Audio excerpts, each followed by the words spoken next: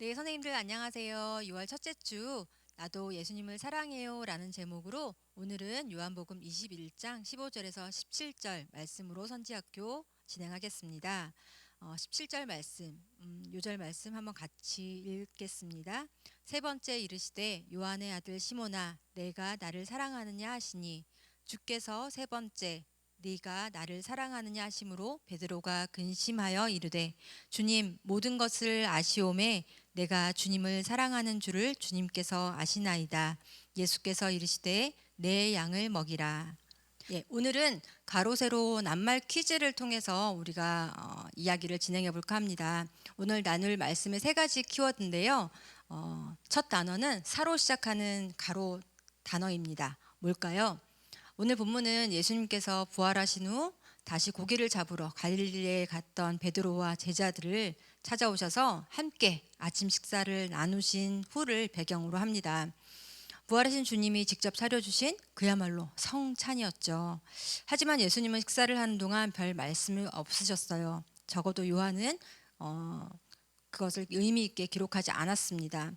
예수님을 부인했던 베드로의 아픈 상처를 상기시키는 그 숯불을 바라보면서 제자들이나 예수님도 무슨 말을 할 수 있었겠어요. 하지만 성찬이 되기 위해서는 말씀이 필요합니다. 우리도 그렇잖아요. 좋은 식당에 가서 밥만 먹고 오는 사람 있나요? 우리가 무슨 대단한 미식가라면은 또 그 음식 맛을 위해서, 맛을 보기 위해서 가는 것도 아니고, 좋은 음식을 앞에 놓고 사람들과 만나기 위해서, 대화를 하기 위해서 우리는 그렇게 밥을 먹죠. 하나님께서 시내산에서 하나님의 백성들과 언약을 맺고 식사를 베푸신 이후로 이렇게 말씀이 빠진 성찬이 없습니다. 제사 후에도 항상 그 먹는 과정이 있었죠. 이렇게 식탁에 교제가 없이 말씀만 가지고 예수님의 뜻이 온전히 서질 않고요. 또 내가 헷갈린 것 같은데.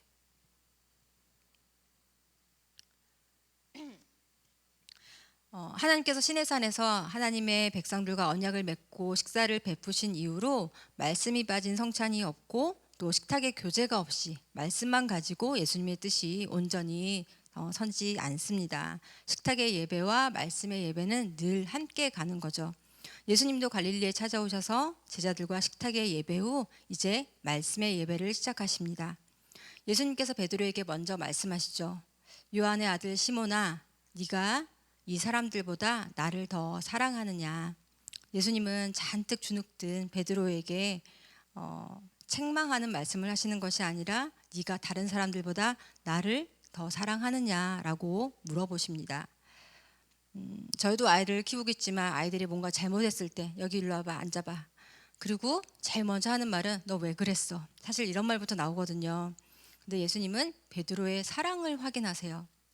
이에 베드로는 뭐라고 하나요? 주님, 그렇습니다. 내가 주님을 사랑하는 줄을 주님께서 아십니다.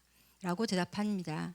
이때 한글로는 예수님이 물어보실 때 사랑한다는 말이나 또 베드로나 둘 다 사랑한다라고 번역이 되어 있는데 헬라어로는 좀 달라요. 예수님은 헬라어 아가파오라는 동사를 써서 아가파스메, 나를 사랑하느냐라고 물어보시는데 베드로는 필레오라고 대답을 하죠. 헬라어로 아가파오나 필레오나 사실상 예수님께서 말씀하실 때도 이 두 단어를 혼용했기 때문에 이 두 단어에 큰 차이가 없다. 그래서 이 두 단어의 차이를 가지고 너무 이 본문을 크게 부각시켜서 해석을 할 필요가 없다라는 이야기를 하기도 합니다. 그런데 사랑의 사도 요한은 특히 이 사랑이란 말을 많이 썼잖아요. 그런데 사랑이란 말이 필레오도 있고 또 아가파오도 있지만 아가파오란 말을 훨씬 더 많이 썼더라고요. 지난주에 하나님을 사랑하고 또 이웃을 사랑하라는 말씀도 이 아가파오라는 동사를 써서 이야기를 하고 있고요. 요한복음 전체에 이 아가파오라는 말이 무려 27번이나 나와요. 그럼 필레오는 몇 번이 나왔을까요? 필레오를 찾아보니까 활용 빈도가 훨씬 낮아서 10번 밖에 사용되지 않았고 그 중에 3번이 오늘 우리가 함께 살펴보는 본문에 나와 있어요. 그럼 이 본문을 제외하면 7번밖에 사용하지 않았고 다른 공간복음에서도 헬라어를 사용하는 공간복음에서도 훨씬 그 필레오의 사용 빈도는 줄어들어서요. 마태복음에 4번, 그리고 마가복음에 한 번, 누가복음에는 두 번이 나오는데 번역을 할 때도 그것을 좋다, 좋아한다라고 번역을 하기도 하고 잘 안 쓰고 있더라고요.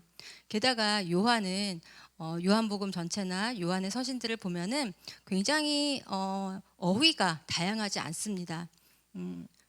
단순한 어휘를 반복해서 또 위치를 바꿔서 이렇게 사용을 하고 있는데, 사용하는 어휘가 많지 않은데 굳이 여기서 사랑한다는 말을 다른 단어로 기록한 것은 대단한 의미가 아닐지라도 의미가 없지는 않다고 보는 것이 맞을 것 같아요.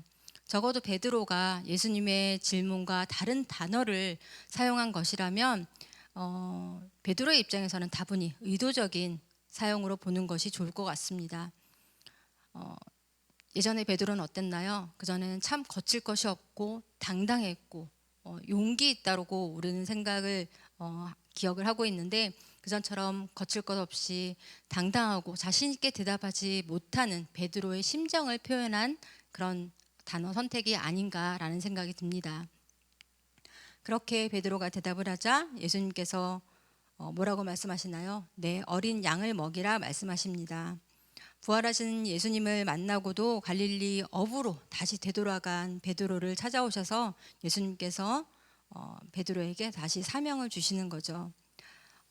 네, 사자로 시작되는 낱말의 첫 번째가 사랑이라면 두 번째는 바로 사명입니다. 그런데 사명은 베드로의 어부로서의 능력을 보시고 주신 것이 아니라 예수님에 대한 베드로의 사랑을 확인하고 주셨다는 점을 눈여겨보아야 할 것 같습니다.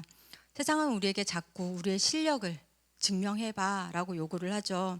그런데 예수님은 어떤 사람에게 사명을 맡길 때 그 사람의 실력을 보고 그 사람의 가진 능력을 보고 맡기시는 것이 아니라 그 사람이 얼마나 주님을 사랑하느냐를 보신다는 점에서 큰 차이가 납니다.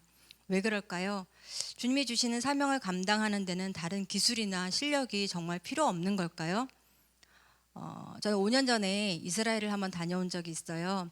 신학대학원에 계시는 신약과 교수님과 한 8명이서 함께 하던 모임에서 이스라엘에 한번 다녀오자라고 의기투합해서 다녀오기로 했는데, 보통 이스라엘 답사를 가면은 가이드 세워서 설명해 주는 분들 따라다니잖아요. 그래서 이것저것 관광지만 찍고 오는데, 그런 답사 말고 우리가 직접 가지 않으면 확인하지 못하는 그런 문제들을 가지고 우리가 확인하고 오자.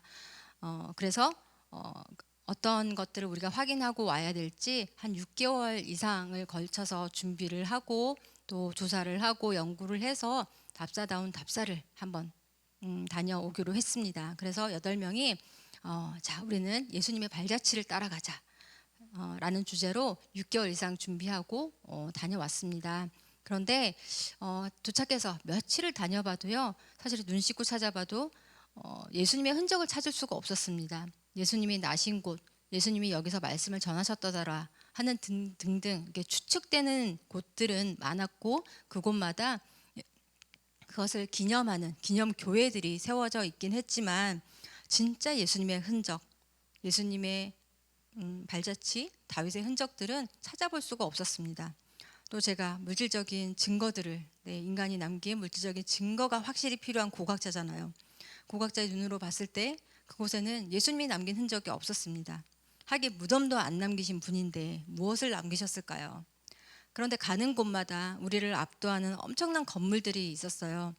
바로 아기 예수님을 죽이려고 많은 영아들을 살해하고 또 자신의 왕위를 지키기 위해서 자신의 아들이며 처가 사람들까지 닥치는 대로 다 죽였던 바로 헤롯 대왕. 그 헤롯 대왕이 건축의 귀재인 거 아시나요? 그래서 건축사에서 헤롯 이전과 이후로 나뉜다고 할 정도로 헤롯은 건축의 귀재였습니다. 그래서 그가 남긴, 헤롯 대왕이 남긴 정말 으리으리하고 사람을 압도하게 하는 그런 건물들만 많이 남아있더라고요. 그날도 헤로디움이라는 헤롯 대왕의 무덤을 다녀왔습니다. 그래서 저녁 식사 후 잠시 이제 마무리를 하면서 모였는데 교수님께서 이런 질문을 하시더라고요. 예수님은 대체, 헤롯 대왕은 이렇게 큰 건물을 남겼는데 예수님은 대체 무엇을 남기신 걸까요? 곰곰 생각해 보니 예수님은 아무것도 남기지 않으신 게 아니더라고요. 더 중요한 걸 남기셨더라고요. 바로 제자들이었습니다. 남겨봤자 얼마 안 가 허물어지고 또 결국 사용할 수 없는 거대한 폐허가 아니라 예수님은 사람을 남기시고 우리에게 영원한 생명을 주셨던 거죠. 세상은 자기 이름을 남겨보려 하고 또 자기 흔적을 남기려고 무던히 애쓰지만 결국 다 쓰레기가 됩니다. 고고학자들이 바로 그 쓰레기를 연구하는 사람들이거든요. 예수님의 사역은 그런 게 아니었습니다. 우리에게도 그런 제자를 키우라고 또 풍성한 생명을 나누라고 부르신 거구나 깨닫고 그날 밤 정말 뜨겁게 기도했던 기억이 납니다. 베드로에게 주신 사명이 무엇이었나요? 내 양을 먹이라, 내 양을 치라. 목자가 되어서 내 양을 먹이고 그 생명을 돌보아라 라는 사명을 주셨습니다. 그 생명을 돌보는 사명을 제대로 감당하기 위해 가장 필요한 게 뭘까요? 음식을 잘하고 많이 배우고 길을 잘 알고 똑똑해야 양을 잘 키울 수 있을까요? 물론 네, 양을 키우는데 도움이 되겠습니다. 하지만 그런 기술이 있어도 사랑이 없으면 생명을 키울 수가 없는 거죠. 사랑은 또한 모든 것을 가능하게도 합니다. 그래서 사랑이 있어야만 어떤 생명을 돌보는 것이 가능하지요. 하나님이 제정하신 가정과 교회 두 기관의 가장 중요한 사명도 사람을 돌보고 키우는 것이잖아요. 생명을 풍성하게 하는 그런 사역입니다. 그 사역에 우리가 무엇보다 확인해야 할 중요한 자질은 내가 가진 기술적, 도덕적인 그런 실력이 아니라 하나님을, 주님을 정말 얼마나 사랑하느냐 하는 것입니다. 예수님께서는 오늘 베드로에게 그 점을 말씀하고 계시는 거죠. 그래서 예수님은 베드로에게 이 사명을 3번 확인하십니다. 베드로가 예수님을 3번 부인했던 것처럼요. 일을 하다가 잘못할 때가 있습니다. 아니 많죠. 돌아가신 유진 피터슨 목사님이 말씀하시길 목사의 독특성 중 하나는 소위 다른 전문가들보다 업무에서 훨씬 더 많은 실수를 저지른다는 것이다. 만약 의사나 기술자나 변호사나 어떤 장교들이 목사만큼 자기 일에서 실수를 저지른다면 당장 쫓겨나고 말 것이다 라는 이런 농담 섞인 말씀을 하셨던 게 기억이 납니다. 부모 노릇도 마찬가지인 것 같아요. 자꾸 유능해져야 할 것 같습니다. 돈을 더 많이 벌어서 아이가 원하는 대로 해주지 못하면 무능한 부모 같죠. 하지만 착각입니다. 가장 무능한, 아니 부모 자격이 없는 사람은 자식을 사랑하지 않는 사람일 거예요. 사랑하는 방법을 몰랐다는 것은 용서가 돼도요. 사랑하지 않는 것은 사랑하지 않는 부모는 부모가 아닌 것 같습니다. 사람을 돌보는 일이기 때문이죠. 생명을 돌보는 일이기 때문이죠. 네, 그래서 오늘 3번째 키워드는 바로 생명입니다. 사랑이신 하나님이 만드신 사람은 사랑이 있어야 살 수 있고요. 그런데 그 사랑은 우리 안에 있지 않습니다. 생명을 키우는 일은 우리의 실력이나 능력이 아니라 주님을 사랑하는 데서부터 시작을 하는 거죠. 그런데 예수님을 따르면서 우리가 추구했던 것은 무엇일까요? 자녀들을 키우면서 우리 아이들에게 바랐던 건 무엇일까요? 헤롯의 거대한 건축물, 바벨탑을 우리가 쌓으려 했던 건 아닐까?